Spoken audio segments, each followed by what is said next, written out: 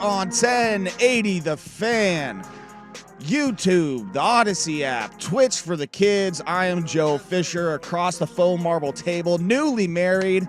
Hey. Rashad Taylor, Hey. married What up, man fellas? himself. Yeah, man. You regret it, don't you already? You know what? It feels exactly the way it did on May 31st. So, Not a whole lot has changed. not huh? a lot's changed, Just a certificate and a piece of metal around Yeah, your. actually, I don't have any metal on. I don't want no whips and chains. Can't tie me down. You can whip that loving on me. That's kind of how I feel. going Jack about Harlow it. on me.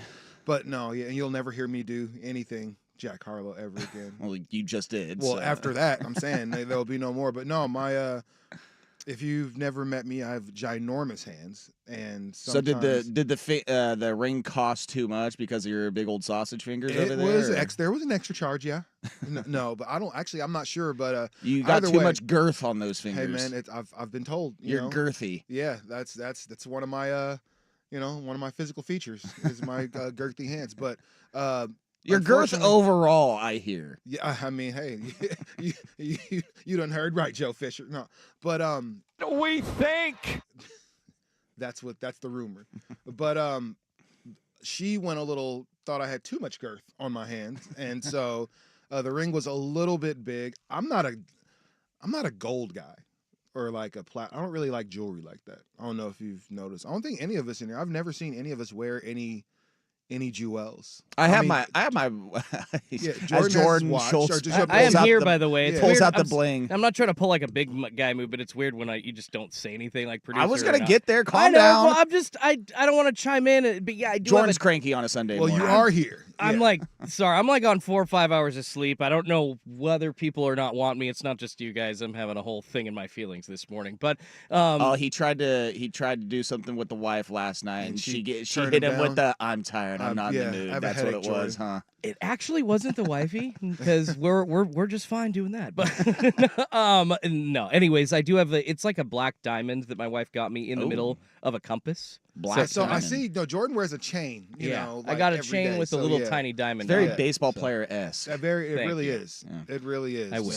Sometimes I got the watch on me, and I think that is either in the car or in my golf bag right now. One of the two locations. Wait, you left Yeah. your watch in your car?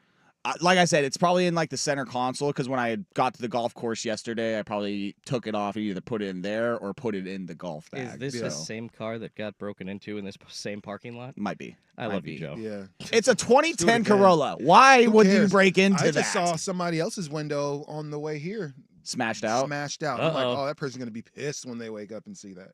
Yeah. Yeah. I can't wear watches. I'm not sure. I have this thing to where I'm constantly checking my wrist, like if I have a watch on, and I have to take it off because what time is it? What time is it? How much time has gone by? How much time is left? Like, so I can't wear a watch. I just keep them at home. I have some pretty nice ones, but I don't know if it was a recent conversation between what is it, Shannon Sharp and Chad Ochocinco's podcast, but Ochocinco, noted bargain shopper, balling on a budget. He was basically telling Shannon Sharp, like, you don't have to spend that much on a watch. Like, just everything is fake. buy a Casio for $30. And then Shannon Sharp's argument was, I'm not paying for the time. I'm showing you that my time is valuable with the cost of my watch. And I was like, all right, borderline sounds kind of cool, but also kind of cheesy. douchey at the same Yeah, time. stuffy a-hole. But yeah. also, I'm telling you, my time is important. Yeah, I don't know. And I don't really look at people's watches. I do, but I'm like, unless it's one of those all bezeled out, kind of bust down watches or whatever, I'm like, okay, well, that's not kind of cool. The But man, big it's- face Rolly. Yeah, there's a lot of stuff happening there. So yeah, it kind of catches your attention. But all the really expensive watches, they're not super flashy. Right? Like they are. Don't get me wrong. They're maybe a nice diamond, or something like that, or a really nice gold. Well, I or want to say platinum. like but they're Patek Philippe's. Those aren't really like gaudy by any means. Yeah, they those don't are look, like a leather band on those things. Pretty simple. Yeah. But I mean, they cost an F ton of money.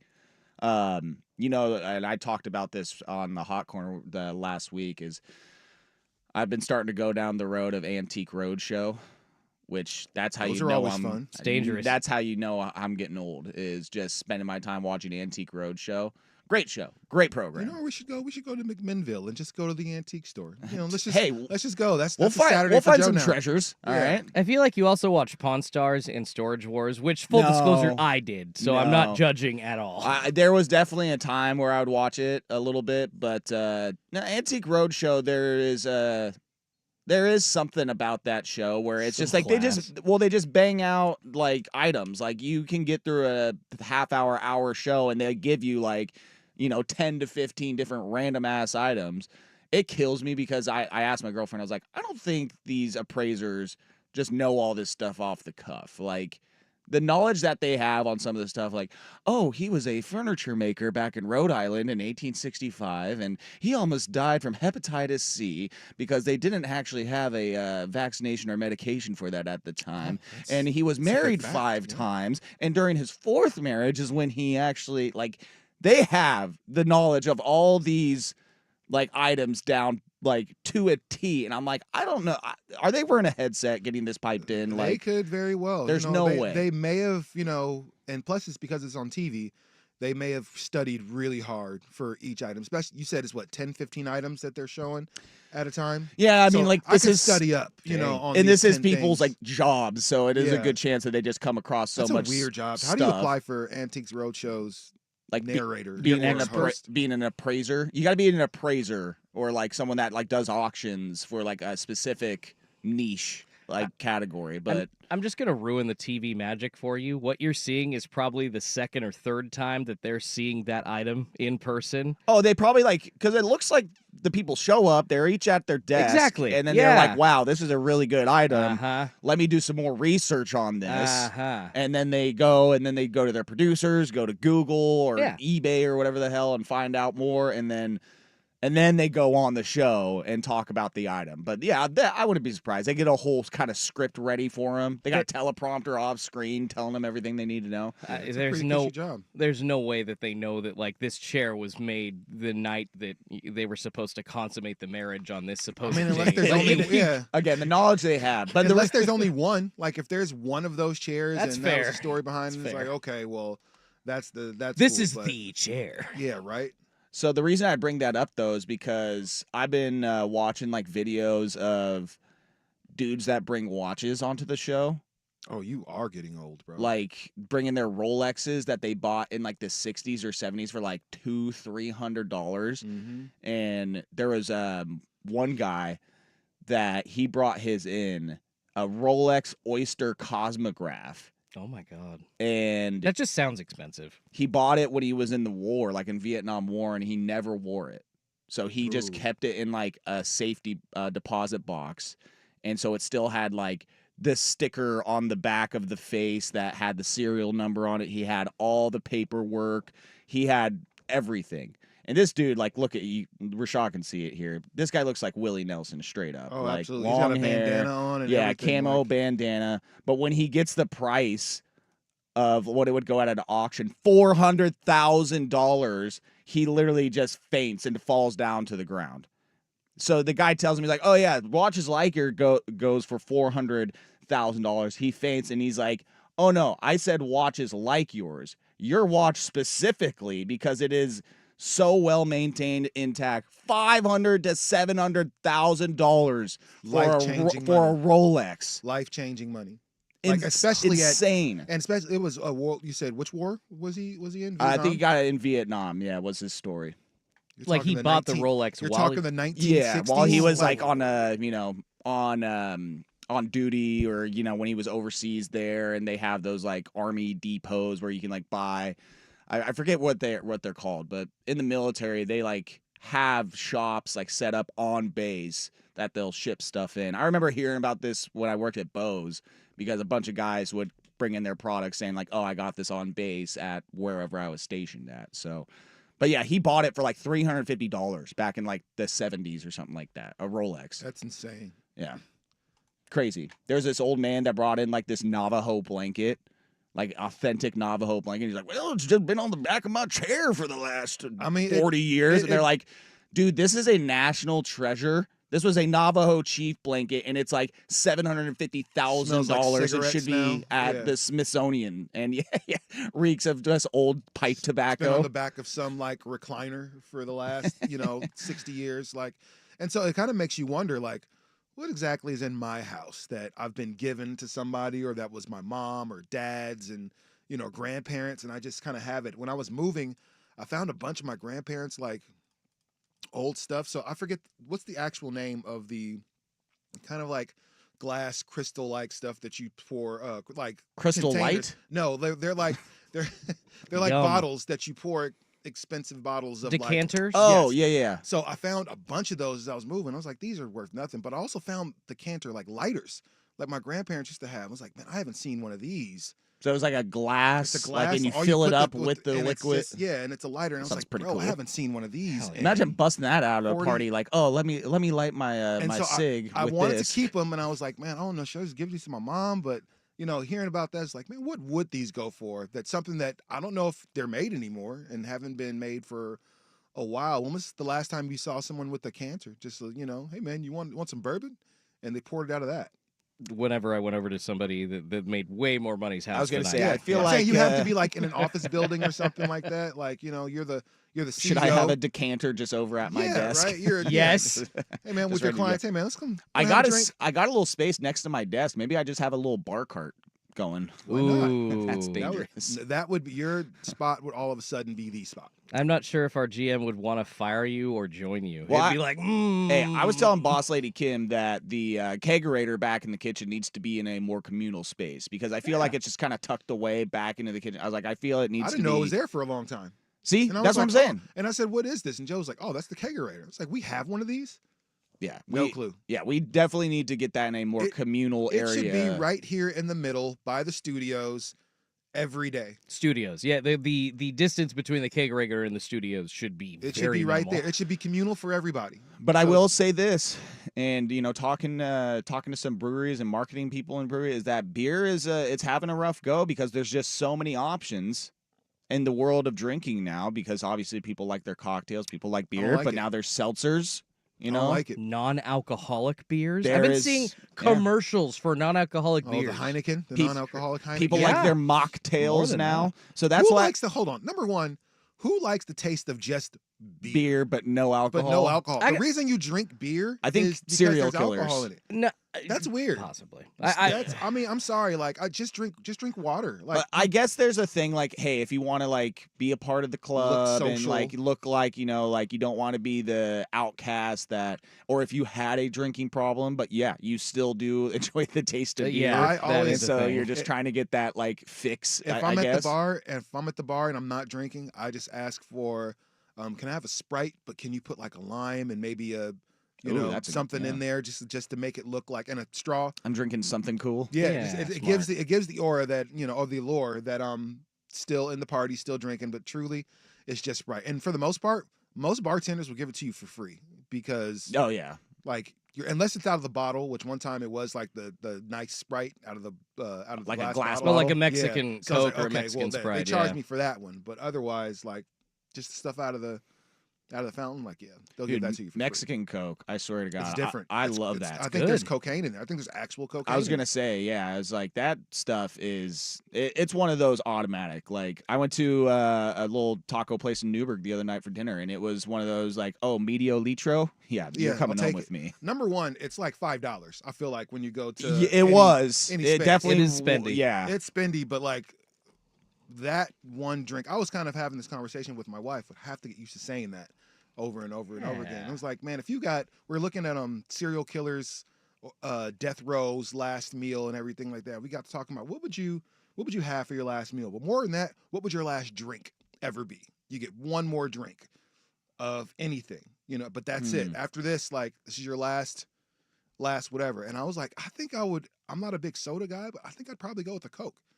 just a classic Just Coca-Cola, this is my last thing I'll ever taste. Last drink. I was like, man, I think that's a classic Coke. absolutely. Yeah. But a Mexican Coke or like I would probably just go just the classic Coke because Yeah. regular Coca-Cola is already sweet enough, that's right? true. It's already super sweet. So you add the Mexican one, it's like rot your teeth, low key, if you How- had too many of them. They How about started this? selling them at Costco, I think, in 16 or 20 packs. The big, like the medial latros. Yeah, it's awesome. I wouldn't be They're surprised. like $40. I say we pose this to the Vancouver Ford text line. If you are on Oh. death row, what is your final meal? I Hey, want to man. know that because I'm probably going with like the fattest barbecue plate that you can give me, Yeah, and I like don't know. Do you have brisket, pulled pork. is there a budget like as far as? So that depends. So by state, I've dived into this at different random parts of my bored life, and yes, there is a budget, and actually certain states, because inmates have like ordered a bunch of food and then not eaten it at all, have just stopped the last meal altogether, and you essentially get what the rest of the prison gets. I don't want That's that. cold. Right? want Doesn't that. that suck? Mushy peas Not for really. you. Not really, because Yeah. if you're on death I was row, gonna say you that. probably did something really horrible. Not a so lot of whole I'm sympathy not really there. mad yeah. that you don't get your lobster bisque on your last Oh, day. I'll never forget this one. Of all the last person's meals on death row, Timothy McVeigh, the Oklahoma City bomber, Mhm. 2 pints of mint chocolate chip ice cream. That was his last meal. That definitely sounds like something a terrible person slash Freaking murderer psycho. would do. Like, Charlize, just mint ice cream, please. Charlize Theron's character in Monster. What was her? Eileen. I last know who you're name. talking about. Yeah, Uh, I can't remember the name. Black Eileen coffee. Eileen Theron. Yeah, there you go. Black coffee. Well, nothing else. No cream, no sugar. That's my last meal is black coffee. It's like, oh yeah, you're a real psycho. So Vancouver Ford text line. Please text in 503-864-6FAN. Make us hungry. And also let us know what your final meal would be if you were on death row. But also, we have a poll question on Twitter X, which you can engage with as well. Sports Sunday poll question brought to you by Izzy's Buffet and Pizza. Izzy's Pizza and a whole lot more. Had no idea that was the jingle. Oh man, yeah. Oh, That that's was I a missed great that. one. Yeah, I'm at the Tualatin location. That was my spot. That was my home location in Tualatin there. They went in Salem forever, like Yeah. right on the main drag. And someone responded to the poll question: "Is these still open?" No, they are not open anymore. They are. They may be open somewhere. I hope so. I know there was one in Eugene as well. I remember going to one of those when I lived down there when I was going to school. But the poll question is, which Celtics player is most important for the team? And I worded that differently. It's who is the most important player for the Celtics? Jason Tatum, Jaylen Brown, Drew Holiday, Kristaps Porzingis. There is one player that is absolutely running away with it. We will get to some NBA Finals stuff first on the show, but we got NBA Finals. We got some head coaching talk around the NBA. Might get to some Blazers stuff, but we also have some baseball stuff, which I know Rashad is absolutely thrilled about. Can't wait to talk about early June baseball. Washington Huskies have an unexpected expense, and we got a team name to figure out as well. So much to happen. It'll make you laugh. It'll make you cry. Overcome with rage. This is Sports Sunday. Joe Fisher, Rashad Taylor, Jordan Schultz across the glass. We get to NBA Finals talk next here on Sports Sunday on 1080 The Fan. Hey, it's Souk. Vulcan Design and Construction helped me turn my backyard into a true outdoor living space. Now the area I used a few times a year is my favorite place to hang out year-round. To check out their award-winning designs for yourself or to book your free consultation, go to Vulcan.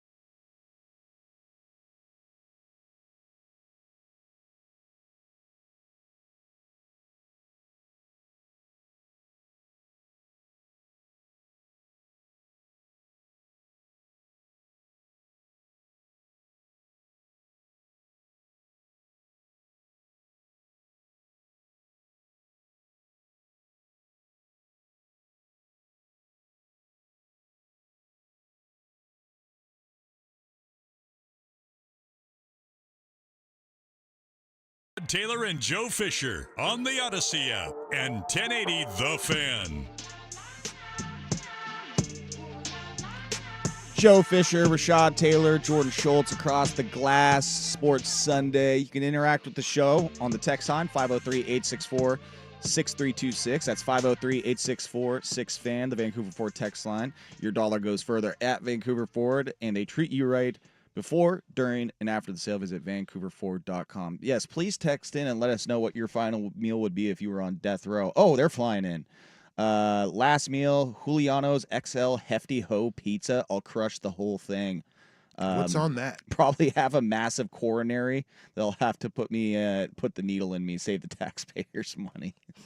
Juliano's XL Hefty Ho Pizza. I'm Googling right now. That sounds like a microwavable pizza, but no, it's a pizzeria up in Vancouver, apparently. Okay, Juliano's Pizzeria. Oh, boy. That is a lot of meat. A lot of meat. Whoa. Look at that thing. That That's thing is wild. piled high. That I don't even see any sauce or cheese because there's so much meat on that thing. There is a such thing as Too much meat? Yeah. I don't know if there is. I mean, there might I'll take be. as much meat as you give me, baby. Whoa.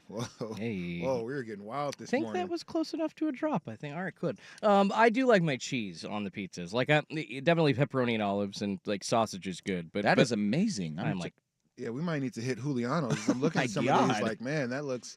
I'm a traditionalist, Jordan. I'm a big just pepperoni. If I'm getting anything, man, give me pepperoni. If I'm being really fancy, give me the whatever your meat supreme or whatever that is. Like, go ahead and serve that to me. But for the most part, like, I'm a traditionalist. I just regular pepperoni pizza.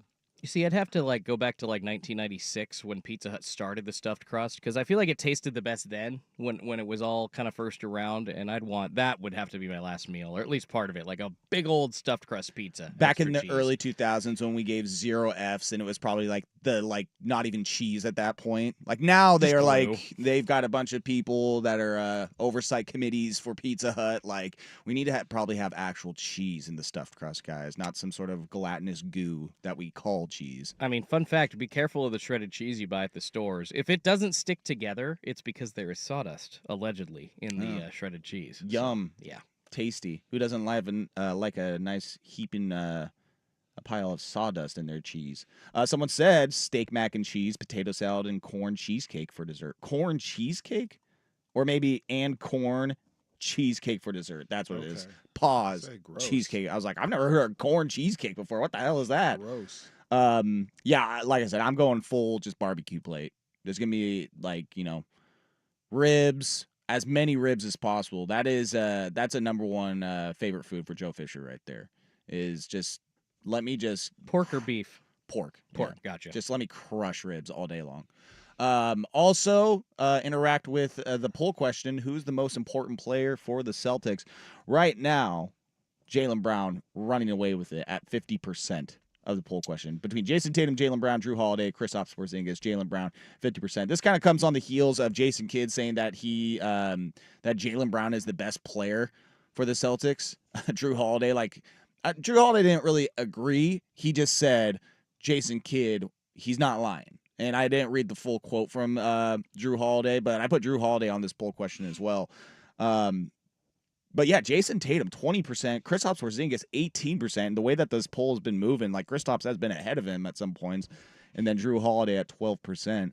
But, I mean, that goes to show, and we saw it in Game 1 with Kristaps Porzingis coming back, and then this team being what it is this Celtics team is just deep, man. And I had them winning in 6 games, and I mean, they showed out in Game 1. That second quarter was huge for them, where they went on their run and basically kept them at arm's length the rest of the way. Kristaps coming back and having a great performance for them. But that's what scares me with this Celtics team when it comes back on the Mavericks, is that the depth of it is you've got a lot of dudes that can make a huge difference. Like, what are you going to do if you're the Mavericks? Hope and pray that the other players, or Shaq likes to call them the others on the Celtics, aren't as great, because I think that's where they're great. And I think the reason that they, that Jason Kidd and a lot of people, including people on the text line, would say Jaylen Brown is because he's had these incredible moments so far in the playoffs. Game winners, big blocks, big steals, like, game tying or clinching opportunities that he's had all throughout these playoffs. First round, second round, like he's really been doing that. We know the best player on the team is Jason Tatum. Like he's the most important. Like Jason Tatum leads the team in points, rebounds, assists.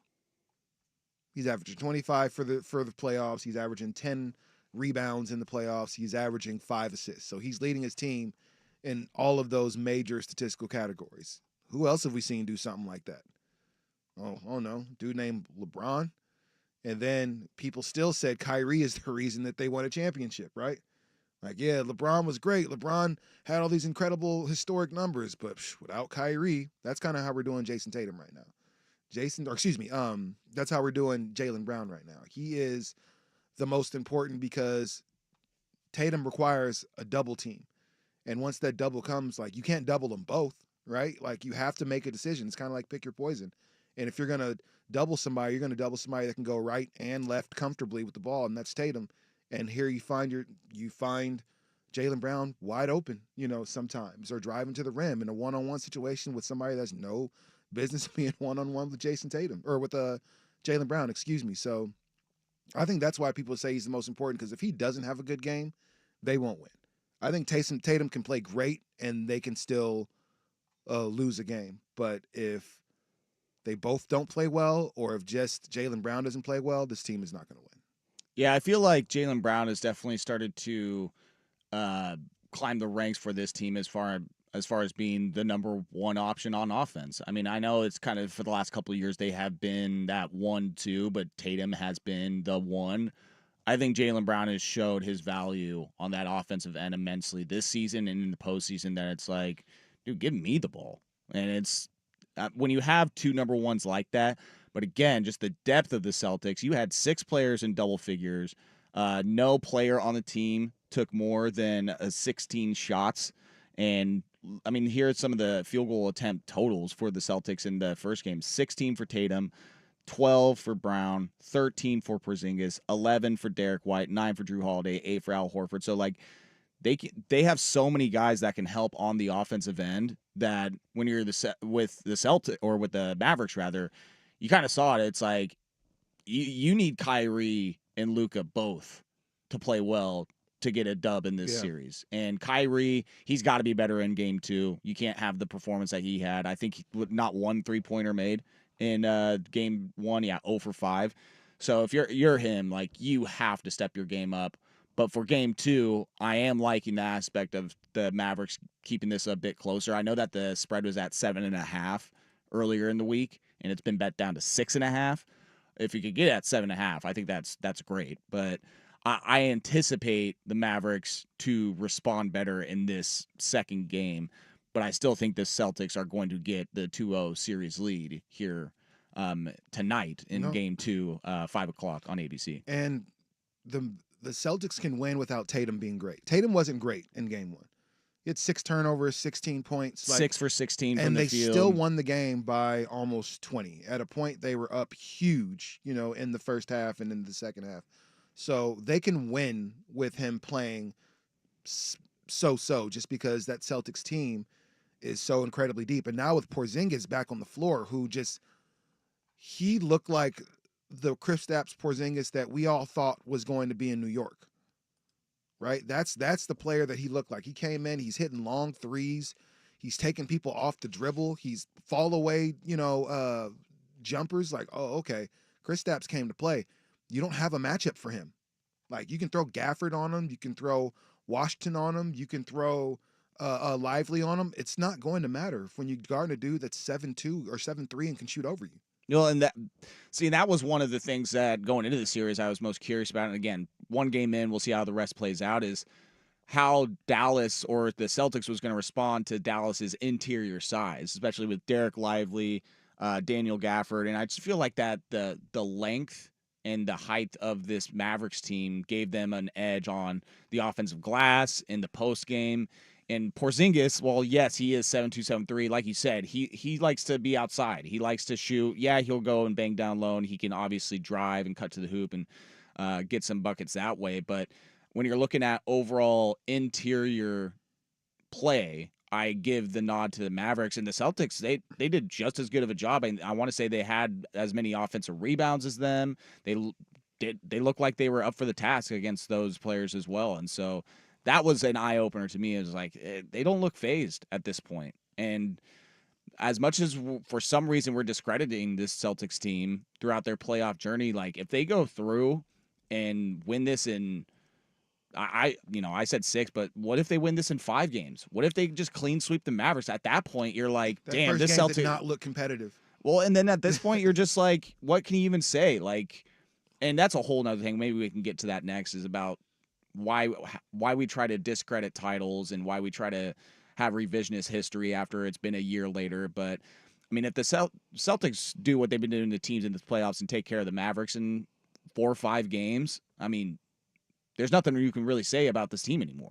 I do want to give some credit to Kristaps Porzingis. So obviously, the scoring of Jaylen Brown night to night is very important, and they went 12-2 without, or excuse me, 10-2 without Porzingis in the playoffs. But the way that he stretches out the floor, it takes those 7-footers away from the basket for Dallas. It allows those guys to get in, and they just made the extra pass, and essentially somebody was open every time in game 1, and the key thing is they hit it too. So, and on top of the stretching of the offense that Porzingis does, it's not just threes that he hits. It's like 3 steps behind the 3-point line, and it's a really quick 3. It's almost instantaneous where you see a double team or a little bit of trouble for Brown or Tatum or Derek White, and oh, nope, Kristaps comes to save the day. And he hit almost everything in game 1. And along with that, the blocks that he can get from behind his defense, it just makes me see like the highlights with him compared to without him. Boston needs him, and it will be a 5-game series quick, possibly a sweep if Kristaps is scoring 20 a game like that. So again, on 1080 The Fans Twitter X page, who is the most important player for the Celtics? Jason Tatum, Jaylen Brown, Drew Holiday, Kristaps Porzingis. You can interact with us on Twitter as well at JoeFish3, FISCH3, at TaylorMade503. Yep. And then on the air, Jordan, JORDON. If you want to follow us, hit us up on social. Don't look at my first pitch video. Don't pull that up. Absolutely pull that up. I heard that went well for you and Patrick. Listen, we can maybe get to that to end the show. I'll just say it went better for one person than the other. And I'll lead you at that. There is video evidence out there, and if you watch it, I think you can see what I mean by that. But I think we have some audio, correct, Jordan? We have it ready to go. Okay, perfect. We'll get to that next because Joe Mazzulla, there's history being made in this NBA Finals, but he's wondering if there has been any other history made in the NBA Finals in the past, and just proving again how weird he is. We get to that next here, Sports Sunday at 10 of the Fan. But first, Schultze with the Sports Center update. Now, from the Fan Sports Desk, a Sports Center update on 1080 The Fan. First on The Fan, the Boston Celtics taking a 1-0 series lead into Game 2 of the NBA Finals tonight against the Dallas Mavericks. Boston is a 6.5-point favorite at home for Game 2 coverage getting going right here on The Fan at 4 p.m. Tip-off set for 5 on ABC. The Oregon Ducks taking the loss in Game 1 of the Super Regionals in College Station at the hands of number 3 seed Texas A&M. 10-6 the final. Game 2 set for 4:30 p.m. today. You can catch all the action over on 910 ESPN Portland and watch it on ESPN2. 15th seeded Oregon State getting blanked 10-0 by Kentucky in their Game 1. They got Game 2 set for tonight. First pitch at 6 p.m. on ESPNU. The Mariners trying to get off the schneid and salvage the series after losing 2 in a row to the Kansas City Royals, 8-4 the final yesterday. George Kirby and Cole Reagan's on the bump this morning. First pitch at 11:10 a.m. on Root Sports. And the final round of the Memorial Tournament in Dublin, Ohio, happening right now. Scotty Scheffler, your leader, at 10 under par. He's set to tee off at 10:35 this morning. Colin Morikawa, Sepp Straka, and Adam Hadwin all tied for second place at 6 under par. More sports scores and stories in 30 minutes. I'm Schulte at the 1080 The Fan Sports Desk. Listen live or on demand on the Odyssey app, the Fan's desktop player, or tell your smart speaker to play 1080 The Fan. Tired of getting dinged by subscriptions? We won't send you a bill. Portland's Sports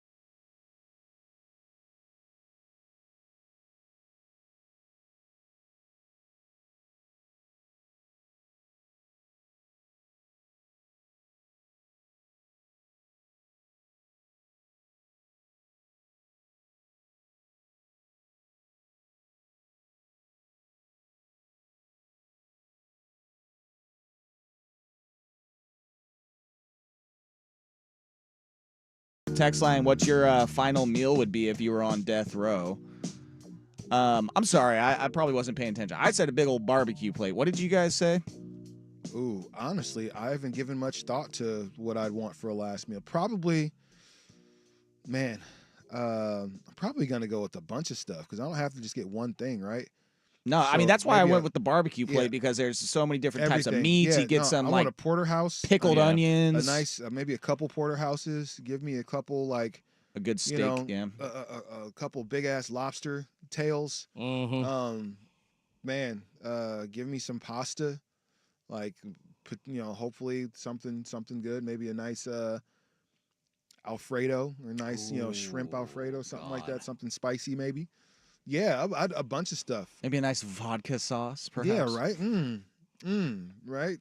Who doesn't want that? I'm gonna try to cover all bases here. So yeah, stuffed crust pizza, pepperoni, olives, extra cheese, and then cheese in the crust, obviously. But like the OG, like Pizza Hut. Definitely some surf and turf, like a good cut of fatty steak though. So probably like a ribeye, and then a couple Yeah. of lobster tails, a dozen oysters, Oh, a 12-pack of Miller High Life. he's trying to get absolutely sauced before they yes. put him in that So chair. There's nothing saying that I can't have a beer. Yeah, with right? my Yeah. last meal. If I can have wine. Some jalapeno cornbread, and then God, I'm forgetting like one thing. This is just so dirty and terrible. The big, like family size frozen pack of Stouffer's mac and cheese from the grocery store. Oh, that's your guilty pleasure, eh? I was gonna say I don't know if the injection wouldn't kill you because of all the alcohol in your system, or now the Stouffer's mac and cheese, like the chemicals from the Stouffer's. Kevin McAllister ate before they broke into his house. He actually didn't eat. No, he didn't eat. He put the He had a knife and fork too. Like, what were you gonna eat with? just take a bite Who really eats their quick, mac and kid. cheese with a knife and fork. All right, text line coming through here. Of the 19 states where capital punishment is legal in practice, a USA Today analysis found 12 allow special last meals, and 2 of those impose a price limit. So that means 10 of them do not impose a I'm price curious. limit. I'm pretty sure I can tell you which states those are. Like that impose a price limit. Oh, you mean the 19 states that have Capital capital punishment. punishment? Capital Oh, I'm sure Texas, a lot in the South. Tennessee, Yeah, all down, Alabama, yeah, all Alaska. down No, there. I'm just kidding. Yeah, I think we could probably just like make a circle around the southeast, and it's like we would cover all the states that. I are mean, down for that. Does that, because Oregon technically is on that list because it is legal here. Capital punishment is in our Constitution, but there is a stay by the governor, first Kate Brown and now Tina Kotek. So technically, I think Oregon is on that list of 19 states, but we just do not actually practice Shocked. that. Yeah, California, not surprised there. They just got a ton of people. It's like, listen, we got to cut the numbers any way we can here, all right? We got way too many. Yeah, Montana, Idaho, Wyoming, Utah, South Dakota, Nevada, Nebraska, Kansas, Oklahoma. Again, a lot of these states kind of in common the with red each ones. other. All the red ones. for Yeah, the they most part. definitely have a vibe to those states. We have audio, so we have history in these finals, which we have to. This has the question in it too, right, Jordan? Oh, it has everything. Okay. And it has everything. Yes, Let's just, yeah. perfect. So there is history being made in this NBA Finals that there are 2 black head coaches, Joe Mazzulla and Jason Kidd, and yes, Jason Kidd is black. I don't know if it was mom or his dad is black, but it's history. The first one head matchup between 2 head coaches rather in NBA Finals that are African American.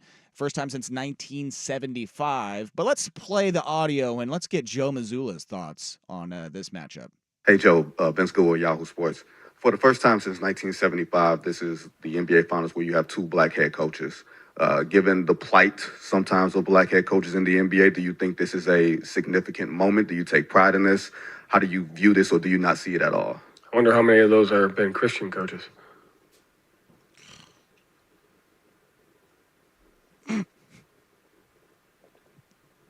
David Aldridge? 7.5 seconds.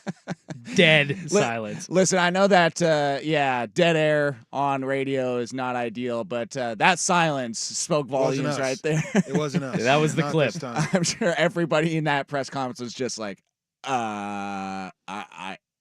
I don't know, Joe. That's not what we're asking or wondering right now, but I guess we'll look it up. Joe Mazzulla is one of the he's so weird. Like, I don't know if that's a valid question or not. I'm sure there's been a lot of Christian head coaches that have gone up against each other in the NBA. Also, National Catholic Reporter saying this is the first time 2 black Catholic coaches have gone up against each Oh my other. God. So they wanted to make sure that was known as well. But again, like Joe Mazzulla is so weird, and it's like, why are you the way that you are? Man, listen. Like, I know, Rashad, you were like, dude, that was kind of a good opportunity. that for was, you. I Like, mean, and again, for the first this time had to be weird again. since before any of us were born, 1975, you have 2 African American coaches or 2 people that identify as African American that are coaching in the NBA Finals, the biggest stage that you have in basketball. Bigger than, I mean, to me, it's bigger than the Olympic basketball. Like, none of us are really going to get up at 4 a.m. and watch those Olympic games or anything like that. But so this is, the biggest thing that's in the world. First time since 75. This is an opportunity for you as a black coach to say the cultural significance is definitely there. Not something I think about, I just want to be the best coach I can be, anything like that. But acknowledge the fact that there haven't been black men in this position. As a black man, I was kind of like, I wanted more from Joe Mazzulla. Again, I don't need him to say, yes, and this is great, and look at, you don't have to do all of that stuff. But culturally, acknowledge that. And I think that was, He's a and mind weirdo. you, I can imagine just from his voice, I believe the person asking the question was a black man. I didn't get the name in it. I meant the very Vince, beginning. Yahoo Sport. Vince Scully? Not Yeah, Vince I don't think Scully. he's black. Yahoo Sports. Or Vince. Wait, what? alive? Is he Vince Scully still alive? I think Vince Scully's still kicking. Is He's he? enjoying retirement, I think. I think it's Vince Goodwill, I would assume. Yeah, host of the Good Word podcast on. Hold on, we're just gonna confirm. Yeah. Vincent Well- Goodwill, Hey, Joe, Yahoo Vince Sports. Goodwill, Yahoo Yeah, Sports. Vince For the Goodwill. first time since Yeah. So I mean, so here's somebody that's, recognize the question, recognize that cultural significance, and then I'm sure the look on his Say- face was just kind of like looking at him like, what do you mean? "Bro." So like- what about my love for God? It's like, cool, bro. Like, nobody's saying you can't do both, but This yeah, come remind on, like I thought that was I he lost some cool points for me. I really wish there was a female. He had cool points. Sorry. Not really, but now he lost the one that he might have had. I wish there was a white female reporter that could have chimed in and be like, but you do understand the significance, right? Oh Joe, yeah, as a- yeah. The MSNBC scolding. Yes. Yeah, that was from Todd Bowles, and I can't remember. It was like a couple years ago where it was a regular season game between the Bucks and the Steelers, and she asked like, "How does it feel to that 2 black head coaches are facing against each other in this game, and can you just talk about what that what that means for African Americans and being able to become head coaches in the NFL?" And he's like, "Well, I don't think it's a big deal. I think you guys just keep talking about it and making it a big deal. And so the less you talk about it, the less of a big deal it's going to be." And then she's like, "But you do understand the significance, right, Todd? As and it's like, Tell me, and that's when I say Yeah, stuff white like, lady. The hey, white I- women, let me tell- school you. Tell Yeah. me more. Tell me about how I should feel. as a about white this. woman, let me tell Yeah. you, Todd Bowles, how Yeah, you should this feel is as a how you black should man being feel. a head coach No, in the and mind you, I don't want to say that that's how Joe Mazzulla should feel, right? I don't want to in that same vein. But I you wanna actually say, kind of have a right. how I would say. how he should feel about that. But at the same Well, let time, me tell I- you, Rashad, how I'm- you should feel about this, okay? At the same time, I know Jeez. there's a lot of people that look like me that looked at that and said, "Man, that's weak, bro. That's For sure. Because number one, that was a kind of a jerk response. Not, I mean, like how many of them are? How many of those A little guys are Christian? condescending, yeah. Yeah, like why does? I'm not Well, sure why can- that matters can- right now, can but I I- understand. He's Can a I man offer- of God, okay, Rashad? I don't agree with what he said at all, but from some of the sentiment I'm reading on social media, it sounds like, at least from what I'm reading on Twitter, people think that the conversation that he would like is that it's more based on my character and my faith as opposed to my skin color, which maybe he could have done a much better job in saying that as opposed to come across as a condescending D. I Yeah, don't man, know. my man is from Rhode Island, so I don't know. I was just being real. He's from Rhode Island, so I love the that comment. may not be his. He might not feel that way. He might not feel like it's important, for two black men to be in this position. Like, just being real. I don't know a lot of brothers from Rhode Island. Dude, Reddit is so good. So the video was posted, and they've the NBA subreddit's just been having a field day with this. But one of the top comments is, "My man has a minimum of 3 bodies in his outside freezer. Minimum." Probably. Yeah, I that could see backyard's it. got some holes. Oh my god. He's just kind of. He's one of those dudes like basketball. Nobody on the planet scares me as much as this man does. Sports is one of those things that it covers up a lot of blemishes. If you're good at sports, people are gonna give you a pass. I can't tell you how many basketball players and football players I know, and you're just the weirdest, like rudest person. But because you play sports, like we allow you to be a certain way, or you kind of get this like Kyrie Irving, if he didn't play basketball, people would think he was weird as hell. Right? Like if he weren't a famous, really, really good basketball player, you would think he was super, super strange. But he was, and so but he is. So I feel like he has you like give him kind a of some pass. identity crises sometimes. Yeah, It's like, so- this week I'm going to really show how much I care about my Native American roots. And then Like- the next week I'm going to show how much I really care about my African roots. And then I'm going to show how much Yeah, I care I'm about okay with- my Jewish roots. And Yeah. then the next week it's, And I'm- he's a and I'm- melting pot. And I'm What okay can you with say? and I'm okay with most of that because Kyrie is somebody who's, man, super smart, super well read, and he's comfortable with him. And I'm not mad at that. I'm not mad at anybody who's comfortable in their skin. That said, people could still think you're weird, right? And I think because he plays sports and because a lot of athletes play, like they get a pass, and that's kind of what Joe Mazzulla has gotten a pass for his weirdness for years because he was a solid high school player. He was a middle of the road college player, and now he is a He was the big fish in a small pond as the coach of the Maine Red Claws before the Celtics brought him on, guys. right. So and now he's got an opportunity to be, so I don't want to hear anything about him being a black coach that wins. Now you can't really play that card anymore. Let's go to the other conference in the NBA, the There's other another team? storied franchise, the Los Angeles Lakers. Oh no. I know. They might have a new head coach here very, very soon. We get to that next here at Sports Sunday, 1080 The Fan. Auto accident? Need a loaner today?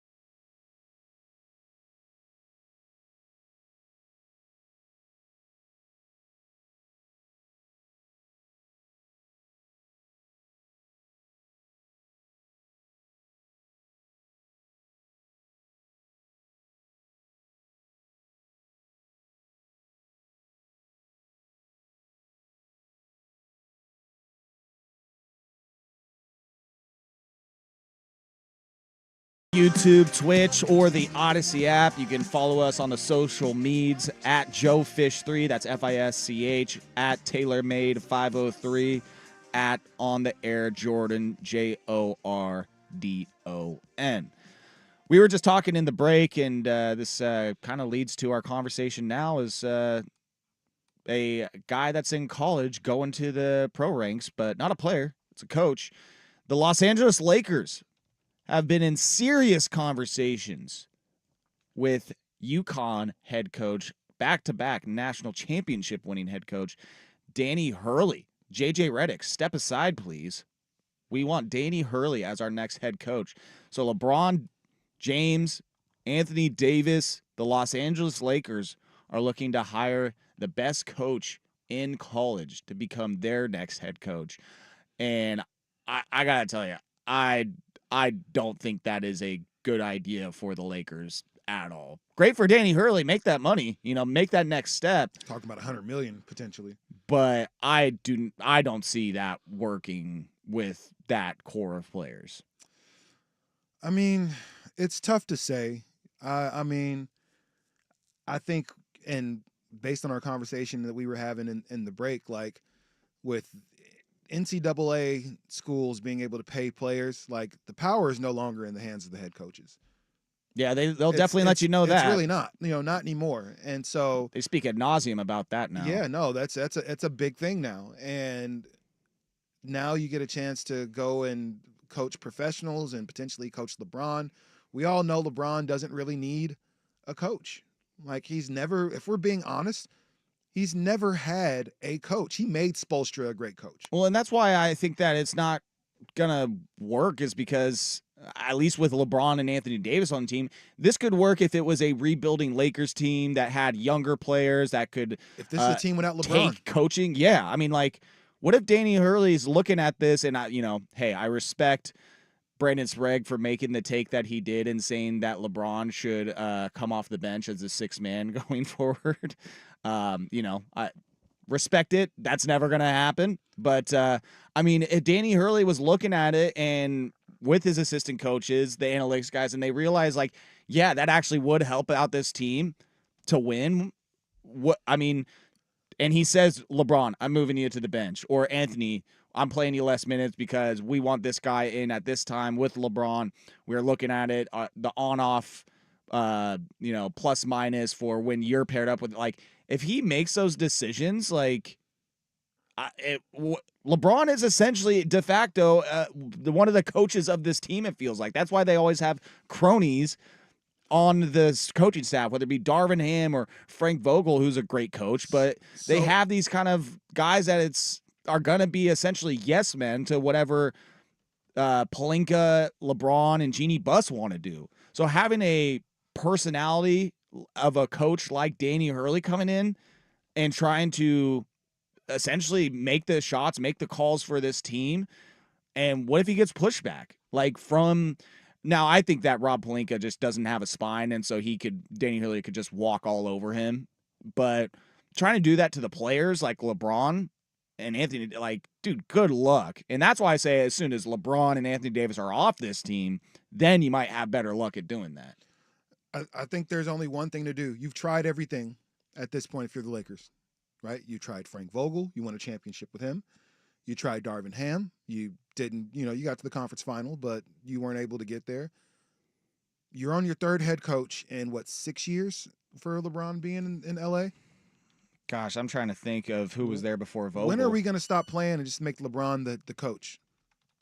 Do the whole player coach? Who said that a couple weeks back? Byron Scott, I want to say. If there were anybody, not a bad idea. If there were anybody in the league who felt like they could carry that burden of being the head coach and being a player, we know how smart he is as far as basketball is concerned.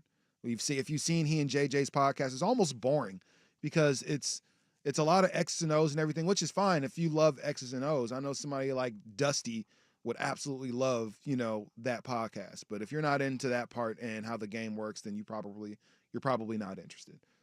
But LeBron is making decisions anyway. He's making personnel decisions.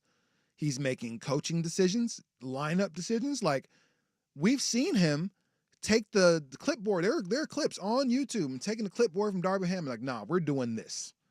Scratch that. You go here. You do this. When he does, we've seen him do this multiple times. The Lakers just need to. LeBron really wants to run the team like that. The Lakers need to. Okay, let's see this. Let's see how well you can do, because you've ousted every head coach we've had so far. You've changed the roster 3-4 times. We bought in your homies to be able to be on the team. What else do we need to give you to be successful here? Okay, you go coach the team, because every other coach you had, it's been 2 years and they've been gone for the most part. I mean, it's on you now. Is it really going to be any better with this cast of guys that he's brought in, which I would say are not top tier bench guys? They're mid tier guys. I know that like the Jared Vanderbilt, Christian Wood additions were supposed to be huge for them.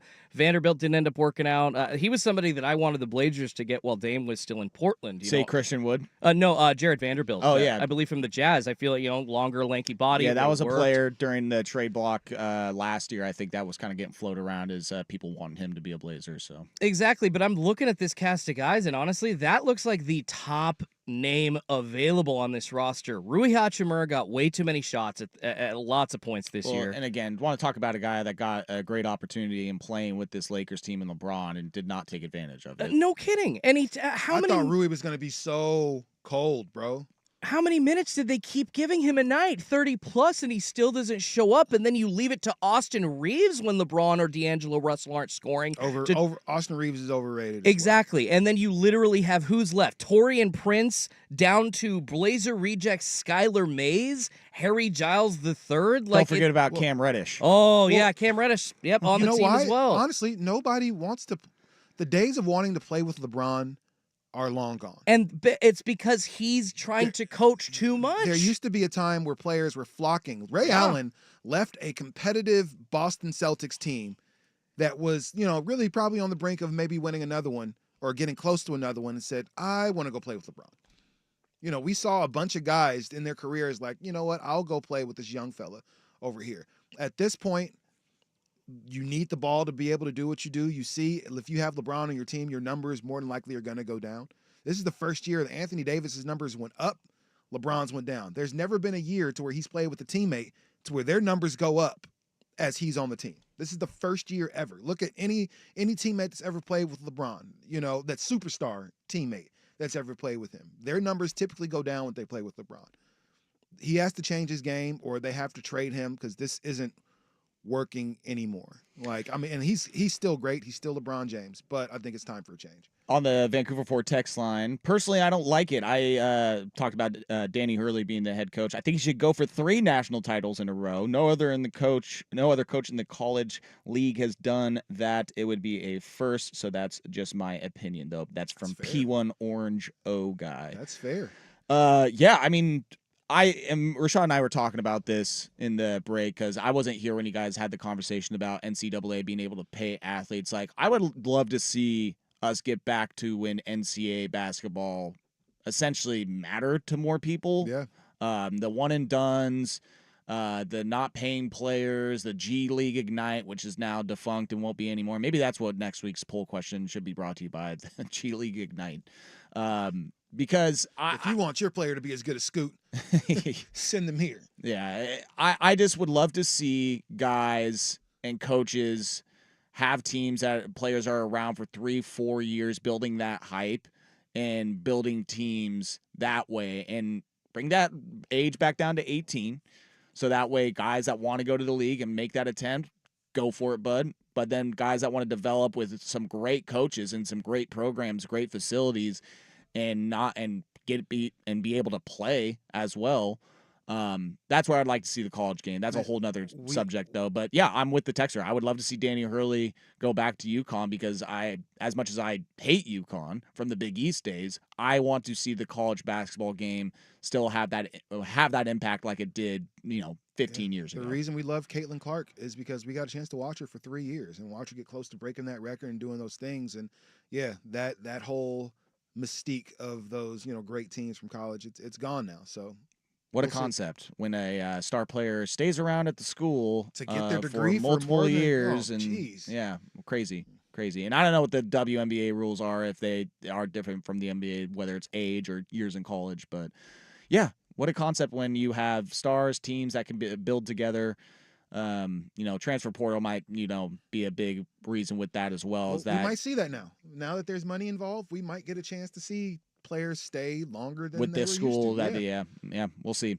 Hour number 2 coming up. We are going over to college athletics because boy, it was a rough Saturday for Oregon State schools baseball teams. We'll get to that. The Washington Huskies up north, they got a bit of a cash problem, and they have a much bigger expense that they got to figure out how to pay now coming up. And we got a hockey team that we got to talk about. We got to figure out what their team name should be. We will get to all that. Hour number 2, Sports Sunday, right here, 1080 The Fan. I'm Bob Burke, founder and chairman of Burke America Parts Group, a family of brands that includes RepairClinic.com, an appliance and HVAC parts solution company that's grown into an international brand. Before AmericanEagle.com, we partially launched a new technology platform developed by another firm. American Eagle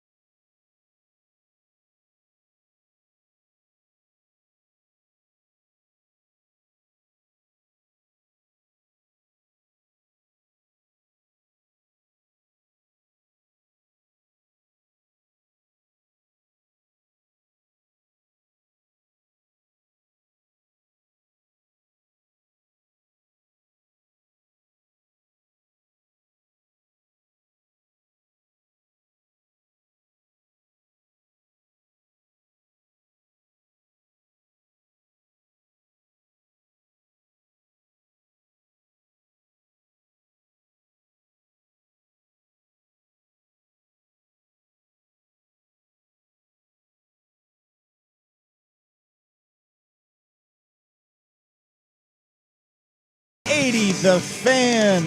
Joe Fisher, Rashad Taylor, Jordan Schultz. We're chilling with you on a beautiful Sunday morning. It was fantastic weather on Thursday, Friday. Fantastic weather yesterday. Got my first round ever in over at Stone Creek Golf Club over there in Oregon City, which is how was that? the golf or the course?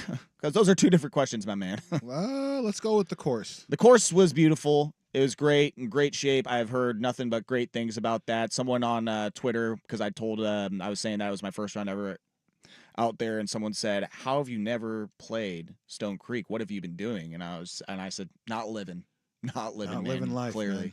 The golf was going okay up until hole 11. We went par on hole 8, par 5, par on hole 4 to finish off the first 9 after just bombing my drive. And so we were feeling good. We birdied hole 10 after nailing a long putt, about a 25, 30-footer. So things were looking real good for Joe Fish. And then we did not do so hot, holes 11 through 18. 2 quads in there, which is never what you want to see, ever. Couldn't get out of a bunker on one hole. Literally blasted the ball into the side of the bunker on 3 straight shots. Oh. Yeah. That's awesome. So, yeah, you love just being able to take, 4 strokes to get out of a bunker. That's always, just ideal, right? Is anybody watching? Is anybody taping this? Oh, dude, that was one of those rough moments for me where you're just looking up at the sky, looking down, taking the hat off, like just trying to figure out. Oh, dude, What it am I was gonna do? How do I get out of here? Just right into the sand, right into the sand. And the worst part of the bunker you can be in is like right at that edge point to where, man, if you're kind of in the middle of the bunker, you might be able to get a pretty good hit, get under it a little bit, but right there, like towards the edge, like, yeah, I'll be there all day. I'm gonna take a mulligan. You're having a bad day when that feeling when you like commit 2 errors in an inning at the age of like 11 or 12 creeps back up into you at like the age of 30 something. Like you're like, I'm a man, I'm 40, and I look like an idiot right now. And hey, perfect segue, because speaking of multiple errors in an inning, I give you the Oregon Ducks baseball team. That was bad. And we'll get to Oregon State as well, because boy, it was not a good Saturday. It started off somewhat decent for the Ducks, but then things immediately fell apart in the 4th and 5th inning for them.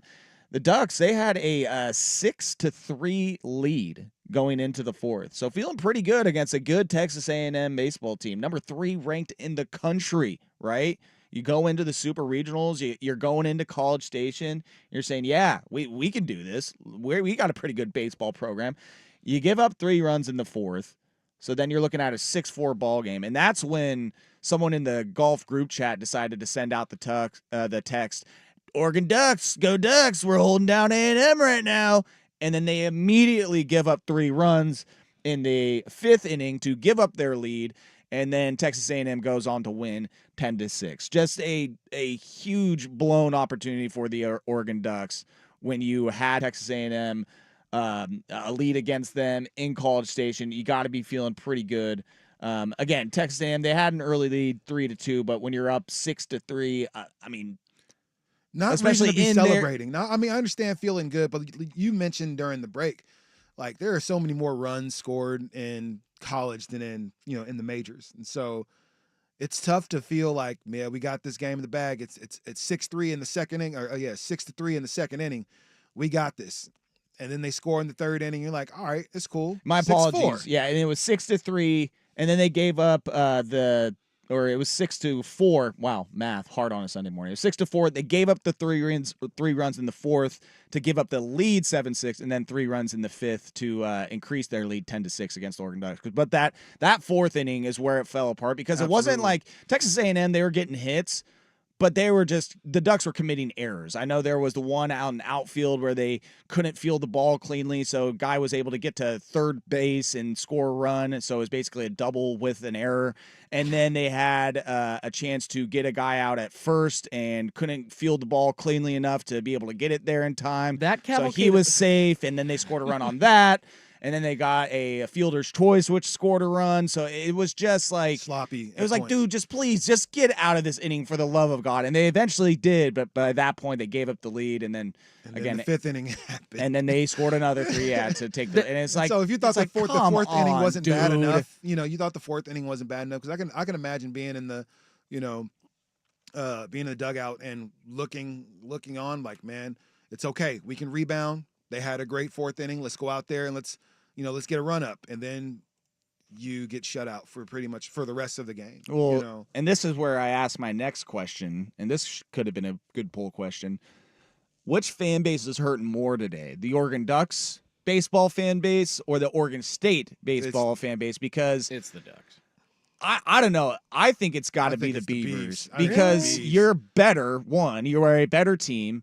I was hearing that they're ranking because of the FPI, or not the FPI, whatever the RPI that they use in baseball, like apparently rank them lower than they actually should be. And so I was hearing Oregon State fans saying, they're actually better than their ranking. Well, apparently not, because you go to Kentucky in Lexington and you play the Wildcats, and not only do you get shut out, you give up 10 runs. It's a 10-0 shutout.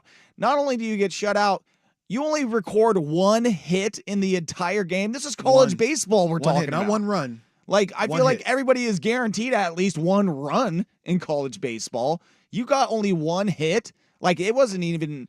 It was close for a good chunk of the game, right? It was 3-0 up until that 7th inning, and then the wheels just came off completely for the pitching staff for the Beavs. But that's where it's just like, dude, you could only get 1 hit in the entire game.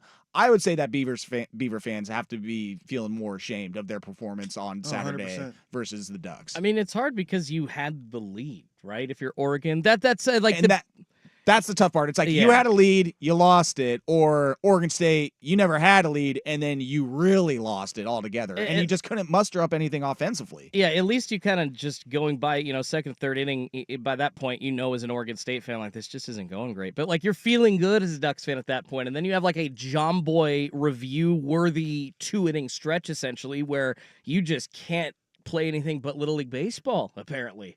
I mean, that was bad to watch. And supposedly, they had saved their pen after their 128-29 pitch performance from their starter in their last game, right? Like, this was supposed to set them up. They're rested. They've got pitchers that are good to go. They didn't have to give that effort. None of that mattered. I mean, at what point do you think players and managers kind of mail it in? That's a good question. Somebody scores 7 runs in an inning, especially the 7th inning as we're getting closer and closer to the end of the game. At what point do you just like, all right, this game's over? Start throwing in some positional players at pitcher. You want to play today, Jake? Yeah, go ahead and get in. Go to center. That is Little League-esque. Like, all right, you're getting absolutely crushed. Like, all right, who wants to play a position they've never played before because we're losing 10-0? Like, seriously, by time when it's 8-0, you're like, all right, we can probably still go on. Mind you, the score was up until the 6th inning or 5th inning was 3-0. Still a very manageable game, right?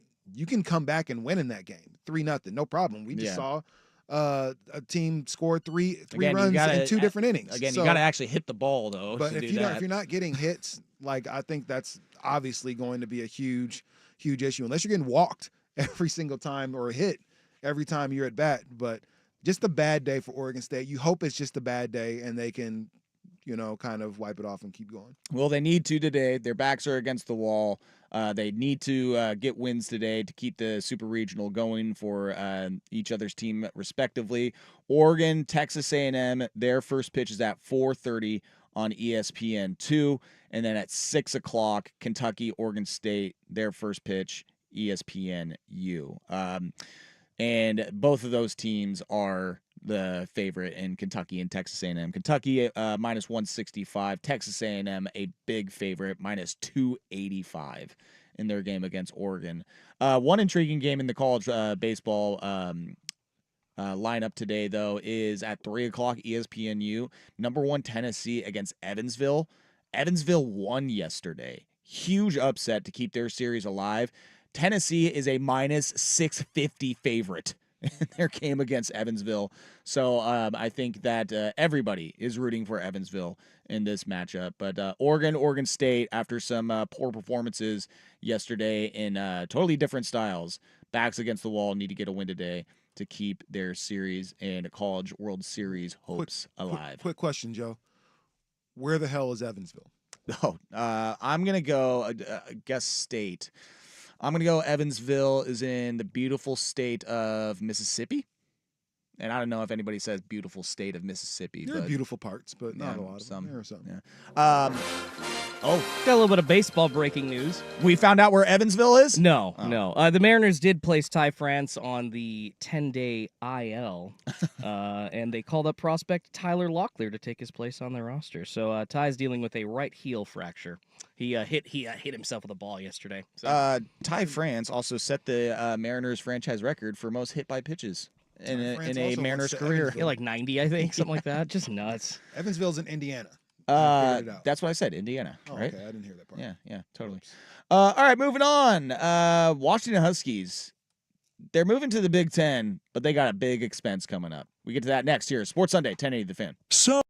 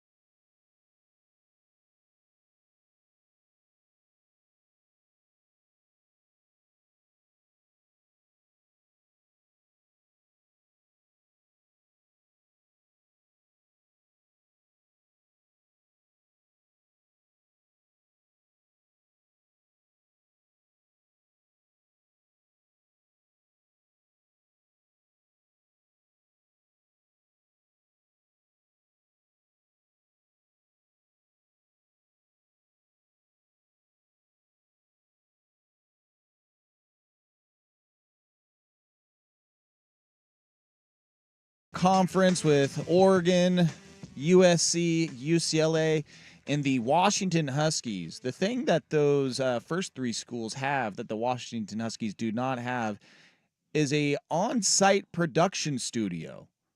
And you're wondering, okay, well, why does that matter? Well, apparently the Big Ten is requiring that the Washington Huskies construct a production studio for Big Plus and Big Ten games going forward. So Big Plus is going to be the streaming service for the Big Ten conference. So they are saying, Washington, we need an on-site production studio that you need to construct. Not only that, but we need to replace the equipment as well because the Pac-12 equipment is not ours. So we need to get in our own stuff in there. So Oregon, USC, UCLA, they're good. They got their own production studio on campus already. I think USC has to construct something, but they're going to be fine, or they need to make some upgrades. But Washington, you need a on-site production studio, and that will cost you $24 million for your program in your school to build an on-site production studio. It's going to be a rough couple of years as far as Washington to be able to make some money. And now that you have a $24 million expense that is now laid in front of you, that has got to suck, especially for Washington, who has kind of been cheap the last few years when it comes to running their programs anyways, and especially on the football side as well. And now you are facing a $24 million budget where it's just like, well, okay, and it is required by the Big Ten for them to do this. So if I was a student at that school, I would be pissed seeing that our school now has to shell out $24 million for a damn production studio. But yeah, Washington now facing a big transaction with this. Here's my question, though. How did you not know this when you were getting ready to go to the Big Ten? It's a good question. Seriously, like, I mean, if you don't think that all of the money, because $24 million to us is a whole lot of cash, right? But for these universities that make hundreds of millions, like, probably not as much to them. However, it is still $24 million that you want me to shell out to build a studio for. I'm still kind of curious for what purpose. Like, so the Big Ten Network or Big X is going to be based in Washington, which would make sense because that's where places like, Amazon, Apple Music and all that stuff. Like, I mean, I guess or Amazon Music, all that jazz is kind of based out of Seattle, out of Washington. So it would make sense to have some type of presence there, I guess. But I'm still trying to understand what the point is of having your own production studio, specifically for football, it sounds like, or for sports. Because I'm pretty sure UW has something similar to this. Has a production studio. They have a video. Yeah, they have like a building. video editing room. I'm pretty sure they have something similar. So I'm just so many questions come to mind. But the first one is, like, how did y'all not know this when you agreed to come to the Big Ten? So this also comes from Christian Capel of onmontlake.com.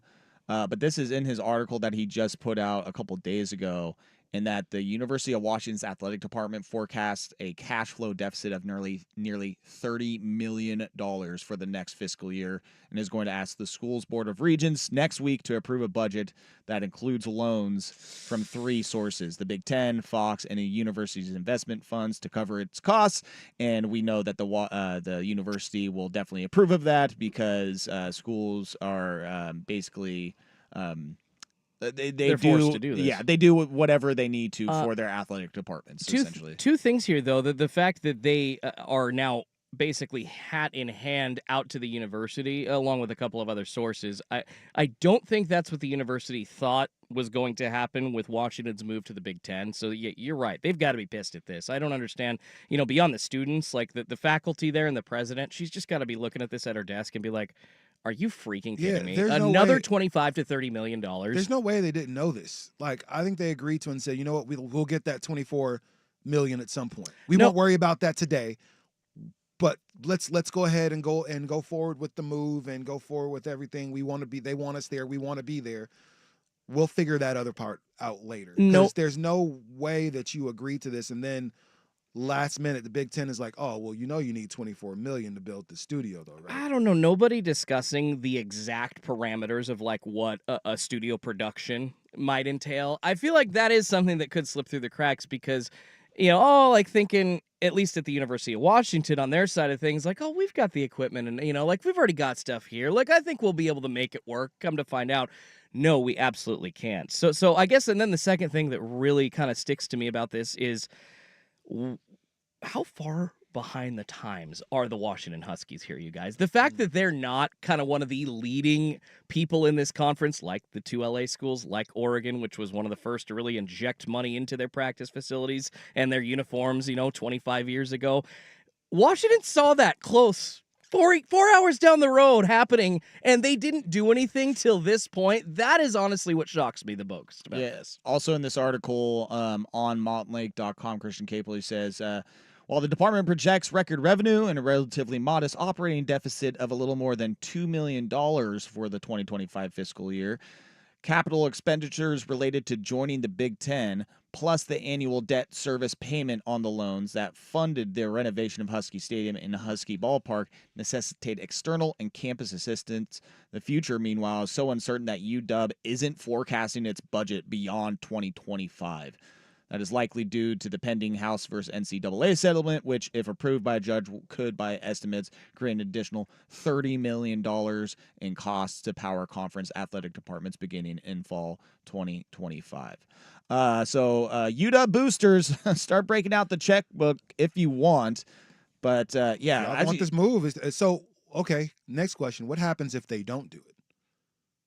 Then you fall drastically down the rankings of schools that are willing to keep up with other programs around the country, like in the SEC, some within the very conference that you are now joining. It's becoming not just for the players, but for the schools, pay to play. Like, you need to be able to invest in your athletic departments, your football program, to be able to keep up your stature in the rankings of being some of the best programs in the land. I mean, there are some schools that are able to build programs by not doing so, but you have to have the right staff, the right athletic department or the right people at the top of the athletic department to do that, to be able to work and operate within the financial limitations that you have, or whatever limitations you have because of a school, whether it's location or what you are. The school I kind of look at as an example of this is that does it right is Utah. Like, I can't imagine that Utah has a ton of money in comparison to Washington or Oregon and what they're able to do, but they still consistently perform as a great program because they have the right coach. I don't know who their athletic director is, but it seems like they're all in lockstep as far as types of players that they need to go after, how they recruit, how they operate their program, and knowing who they are versus who they want to be. And so, whereas Washington is, yes, they were just in a national championship game. That is great for them. That is where you want to be as a program, and obviously wanting to win the national championship. But it kind of just seems like they're trying to keep up and play a game that they not can't, equipped to win. And they're not really trying to win. And mind you, we forget this, that UW, again, you talk about not putting money into their facilities. Like, last time they had renovations was 2013, and they put in $280 million into that, but they had to get from Michael Trust. But Husky Stadium is one of the oldest stadiums in all of college football, right? And so it kind of goes to show, like, I've always kind of looked at Washington as like one of the upper echelon schools as far as academics and, obviously academics for tuition sure. and all that stuff that it takes. So to be here and find out that, man, they might be the one school that doesn't have that $24 million just to pull out and pay this off is, not disappointing. But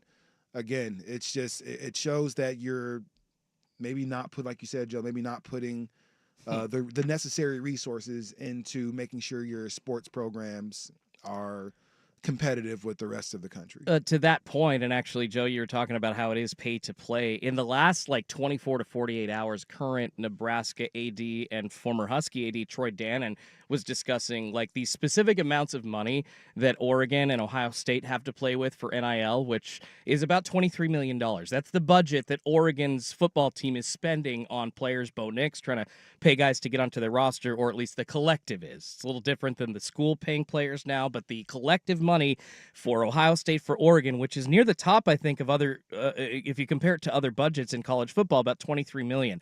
The Huskers that he's on now, the Cornhuskers, spend less than $10 million, and he lamented that in his last 2 years at Washington, the NIL money was around $10 million. So not even half of what the Oregon Ducks, once again, your closest competitor 4 hours down the road, is spending. It once again makes me think that they are behind the times and really reveals why Kalen DeBoer was so eager to jump ship for Alabama. Right. Well, best of luck, UW. Hey, you're ending your Pac-12 reign in a good spot because men's rowing won a national championship. All right.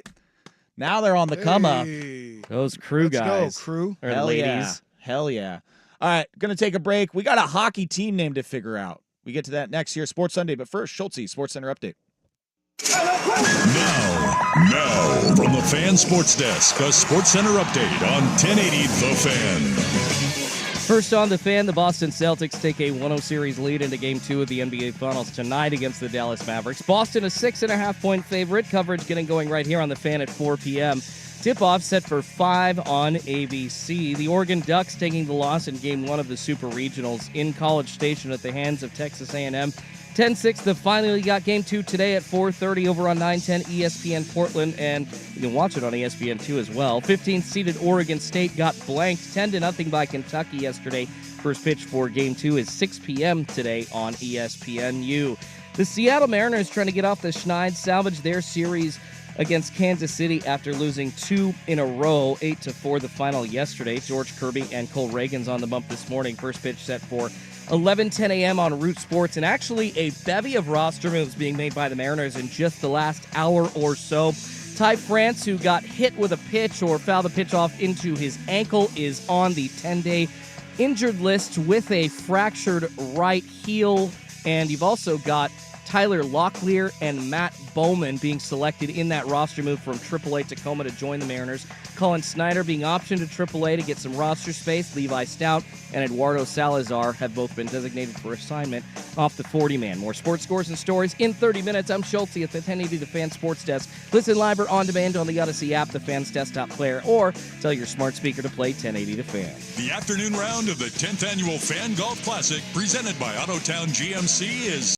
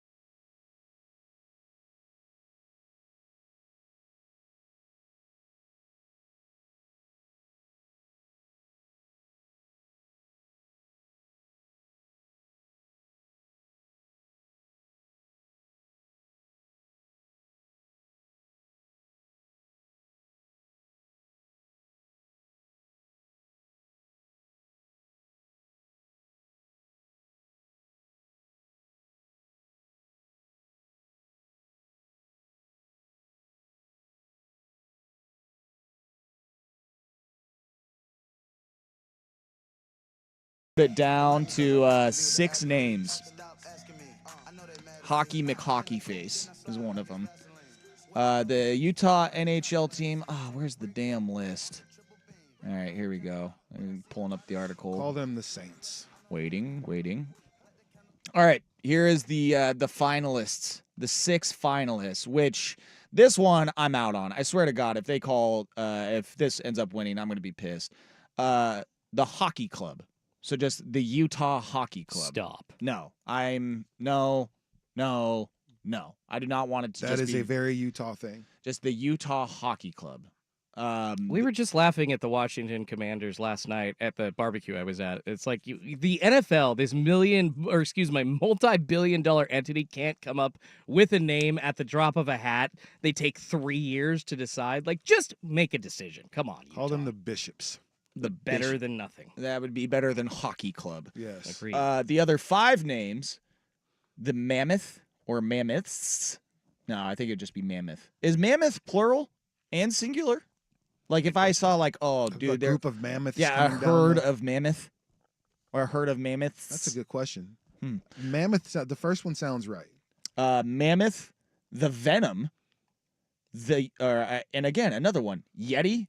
So the Utah Yeti is Yeti. Utah Yetis. Is it Yetis or Yeti? I think it would be Yetis. Is it more than one? cactuses or cacti? Yeah. What is the plural form? Yeah. I think the Yetis. I would saw a be- group of Yeti. I saw a group of Yetis. I think it's Yeti. yeah. Yeti is plural and singular. Really. Okay. I don't like it though. I don't want it to be I the don't like it Utah that one. Yeti. I like it. What I was think that one you said before the Venom? So it was the Mammoth. I think the Mammoth is good. the Venom, the Yeti, the Blizzard, or the Outlaws. There's nothing outlaw about About Utah. Yeti's You built can't in. even like drink like No. beers over 4%. And I see Yeti. Not and I- very outlaw-esque. What's the Blazers' new mascot that they're trying to shove down our? Oh, the Sasquatch. yeah. Like so, you could get some forget type his of name. skating Yeti that goes around and everything. That could scaring be fun. children throughout the game. That could be fun. Like the Kraken troll. Yeah. That the methed up troll that the Kraken Yeah, has that's a as their weird mascot. That's a weird mascot. Douglas Fur is the That's right. is the I mean, Blazers' new I'll- mascot. Good name, but the mascot is horrifying. No, I think it's a secret ploy to try to slowly phase Blaze Kill off out. Blaze. Yeah. Because there's no reason for a cat to be the Portland Trailblazers mascot. Well, Blaze your was tongue. the That's a trail well, cat, No, okay? because Blaze oh, whatever. Blaze was the Fire's mascot Yeah. initially. The and Portland then the Fire. the women's team, and the Fire, went defunct, and then Blaze became like a Really? Portland thing. Yeah. Yeah. I thought Yes. Blaze was introduced as like their new mascot, like with Scottie Pippen at a Boys and Girls Club. I feel like Yeah. I'm making this memory up, but it was like this huge deal 'Cause for Portland. Wasn't for the Portland Blazers. Portland's one of the original women's teams, or did they get added? The Fire was one of the originals. It was Yeah. '97 the league started. They were one of the I like don't the recall first ones, I believe. about the. I do remember the Portland Forest Dragons, though.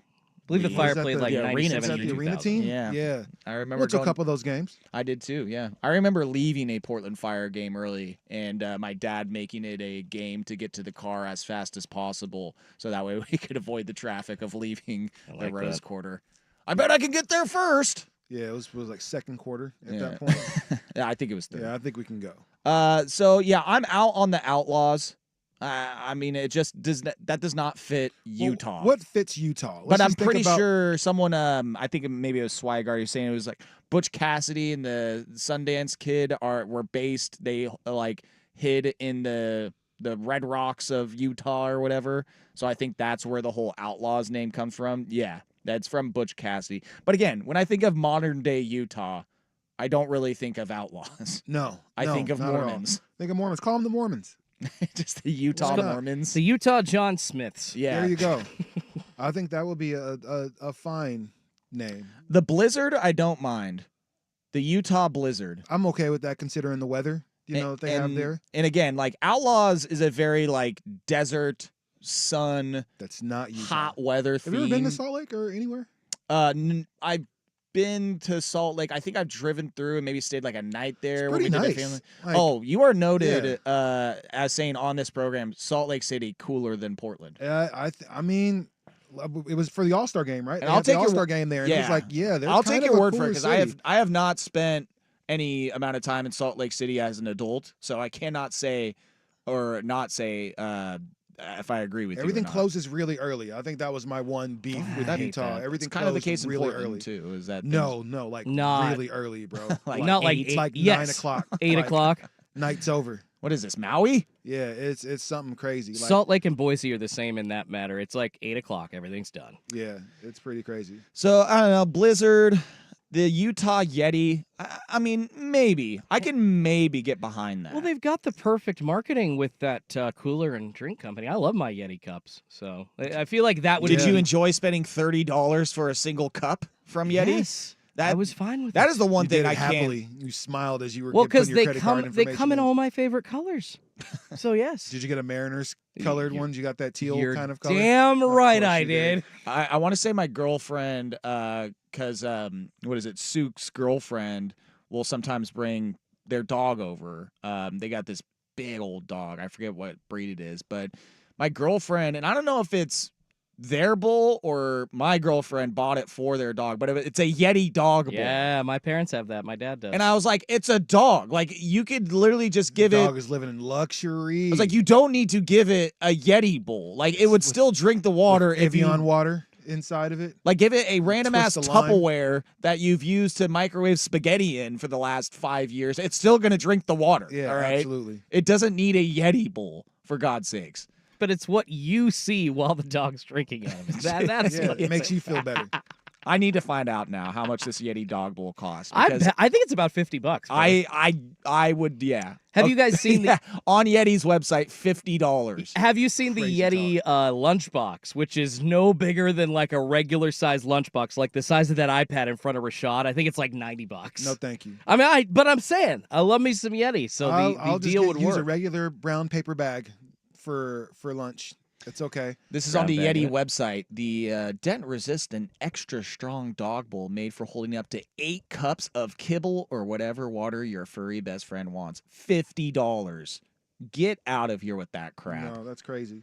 $50. That's insane. And then so that's $50 for the 8 cups, and then $40 for the 4-cup dog bowl. $40. Okay, you can get the tiny bowl for $40. That is preposterous. That is not necessary. Again, you could give them the puke bowl that you also eat popcorn out of and fill that thing up with water, and No the dog problem. is still having that. No okay? problem. Again, just like you said, that Tupperware that you're not using. Yeah.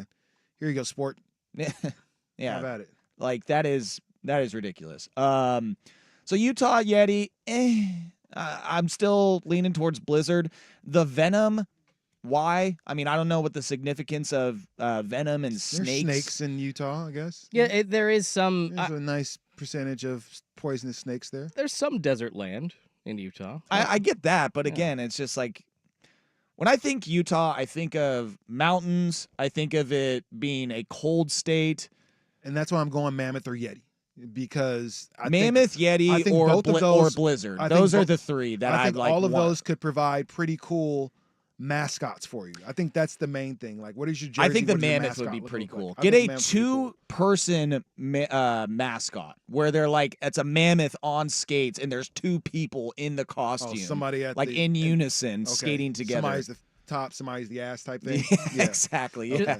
Just to kind of cleanse your palate a little bit, while one Utah or Salt Lake City team is kind of making an ass decision with their names and uniforms, another one, really cool one this week, the Utah Jazz bringing back their purple mountain look. Dude, those jerseys are nice. They're going back to the classic Carmelo and Their John new Stockton jerseys are look. sick. Those Utah Cannot wait. jerseys were always fresh. They Yeah. never should have stopped it, and Well, and the I did like the original Jazz with the J that was the music sign, and which everything they like we that, they which will is have. super tight. They will still have that, but yeah, none of the weird brown or blue colors that we've seen out of Yeah, them the for new last Jazz 20 jerseys years. have They been were terrible. trash for the last like 15 years. The Jazz moved from New Orleans to Utah where Where they there's don't allow music. Where don't there's- allow music. No jazz allowed.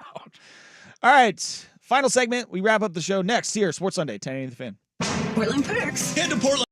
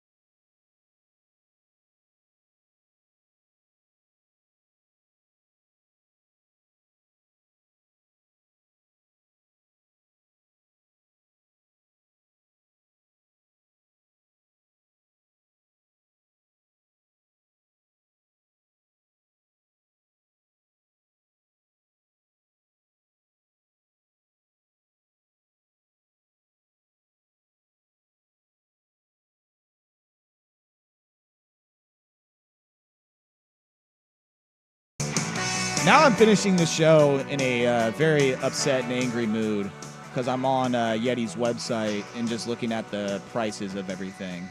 Hey, quick question. Did you guys get the little party favor from the wedding last week? No. No. Well, so we gave out little What bottle the openers. hell? They're cool. They look like keys, but it's like old school. Does it have like your name keys. on it? Like me I and think they Rashad do. on it? I Yeah. think Those they are do. fun, yeah. So yeah. Hey, I still have my my koozie from one of my best friend's weddings from a few years Oh, ago. yeah? Oh yeah. These are clutch. Now I don't know the last time I've used it, but I do know where it is. No, that's all you have to do is know where it is. Like, Hey, so I used a yeah, koozie yesterday. it's a pretty cool thing. Like I don't need bottle openers. I don't know about you guys, but I got my I believe my Pelican Brewing I have bottle opener. as long right as on I have my a lighter, keychain. as long as There we you have a go. lighter, we've got a bottle opener. That's true. You know. I don't know if I've ever been able to pull that off. Oh, it's Really? super easy. You probably Yeah. have It is really easy. delicate hands though, but you play golf, so they should be nice and warm. Don't look at in my this hands. point. Yeah, Don't look at them. but it's real easy. You just No, I, hold the top. I definitely don't Get that have fulcrum. calloused man hands. I've got soft, weak hands. I don't know. You play golf a lot. I feel like they should be pretty calloused up. I'm starting to get a little something on the left index finger, but yeah, no, you gotta have soft hands in golf though, especially around the green, baby. Yeah, All right? I still have, and it's weird. I still have when I was learning to dunk and stuff like that. You the can't little- dunk. Well, we know I can dunk, Joe. We Like, do actually, know there, this. We've there, been there there. is video evidence. We've- Actually, yeah, but no, I've where you grab the rim so much. I had all these like little calluses right there, and it was like they're still kind of there. You can see them a little bit, but definitely not as much. So I really want to know why Yeti costs so GD much. Like they are charging so much for their because coolers. y'all will pay Marketing. for it. Yep, because people buy it. I And think it's a it. status thing. I think it really is just one of those brand things. Yeah, it's a status thing. I ran into this again working at Bose, where it was people like I could tell you like, oh, it's it's got this and this, and they'd be like, yeah, but is it much better than this brand? I'm like, No. well, but it's Bose. Like, Bose. come on. You know, we were talking earlier about Bossy. watches, and what Shannon Sharp said about I'm not paying for the watch, I'm paying to show that My time is valuable. I'm not You know, paying to and look the at the truth is- time. Yeah. The truth that's what a brand is. Like we're not paying for Toyota and Lexus are the same company, right? But it's Oh. the Yes. Lexus. Is it Toyota or is it Lexus is they're the quote unquote luxury brand Yeah. of one of them. But I it's can't the same remember. car. Like, tell me a difference between a new Camry and a new Lexus in most cases. Same Like, difference. A Yeah. Yeti probably can't. lunchbox, $80. I told you. It's a regular lunchbox. A but it looks lunchbox or a cool. lunch bag, $80. Just an ice bucket with handles on the side to where you can just throw ice and have your drinks. $250. You're just again, you're paying for It's an ice to bucket. say that I got money. It's basically what it is. When you pull up to that, I at think the that's river, yeah. Yeah. it tells people I got money. It's a flex. Yes, gonna it's be- a huge flex. It's gonna be a party with some rich people you're attending. All sure. right. What is their For most sure. expensive?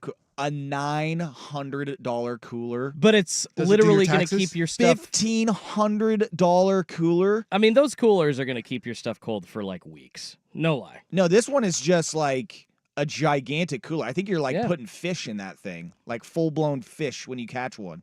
Okay. 1,500. I could get 15 coolers for $1,500. Absolutely, 100%. Like, I don't know. Like, I'm one of those people. I don't pay for brands, and mind you, I think all the brands are cool. But if I can buy this Givenchy shirt for $400 and the same black tee, which was $19, probably gonna take the $19 one.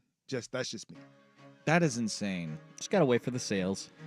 I can imagine having so much money that you're just like, oh man, get 3 of the coolers. Oh my God. This cooler, $1,500, fits 549 cans, fits 353 pounds of ice. Why do we need that many cans? Where are we Because going? you're going to Burning Man. Hello. Clearly, I didn't have that many cans of beer at the wedding. I don't know if people at Burning Man are affording something like this. They've probably spent all that money on drugs. Actually, no. I've heard that it is a lot of rich people down at Burning Man. Burning Man is all rich people. You for have the to most have part. a bunch of money a to bunch do of that. trust fund kids Yeah. down there. Yeah.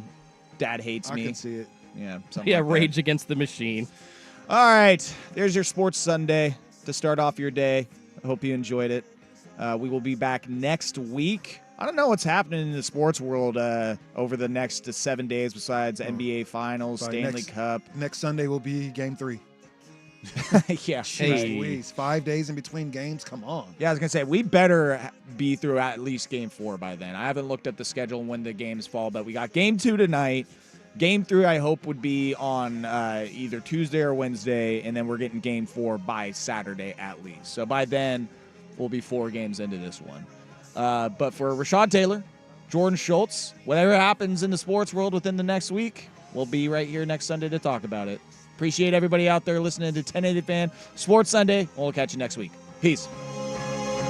Need inspiration? Shop Fred Meyer for over 30,000 mouth-watering choices with savings beyond low prices, like digital coupons worth over $600 each week.